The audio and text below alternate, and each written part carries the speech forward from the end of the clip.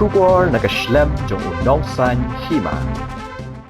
Kaseng henyo trap Achik National Movement Snong Kalong Unit mentaka step ka arpu sautrik urisa arajar arpulai kalayo aban bat shikali ki barjela ki bamdon kot don sla hapo ka Snong Kalong Southwest Khasi Hills ki babun banlet bela Shenong Jeri kumta nakalyang ba Columbus Thongni President ka HNM Snong Kalong ulabu ka jing maham ki bre ki bawan ra ki bre ki banabar ki jela bakidai banda pinbit penbyang shwa ki kot kisla pada kajuk kapor kaseng kala kinturu ki Malik Khasi bakidai ban ai bela ki paradok para senam kaseng kala berngamru basyen kan salai ban khandra ki kot kisla jong ki barjela hapo ka district khamtam ha ka thain nongjeri bala bun bha ki barjela menta kaseng menta ka step kala yor ban penpai no ya kini ki hinreungut ki barjela sha Assam halor ke jingbam byang kot byang sla jong ki badru halor ke jingbam don ye kali ba license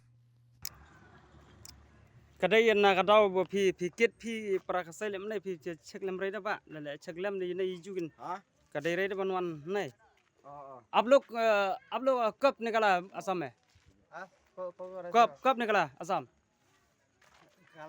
कल निकला शिलोंग पहुंचा है रास्ता आपका रास्ता कहाँ से निकला क्या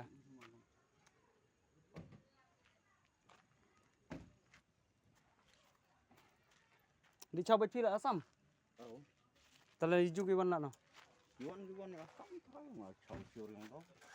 Chalo orang do. Tu lah nonton bed direct.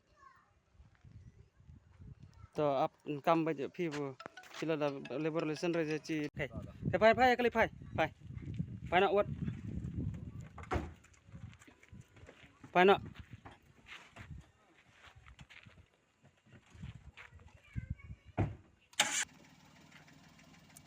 Ni kum kali yang jong ka unit jong ka Snong Kalong ni 8 pai kini kibreu. Pai. Namar ba kembang biang ki kot kisla. Ni map ya gino halor ba ki yadlak na ko di sunsil.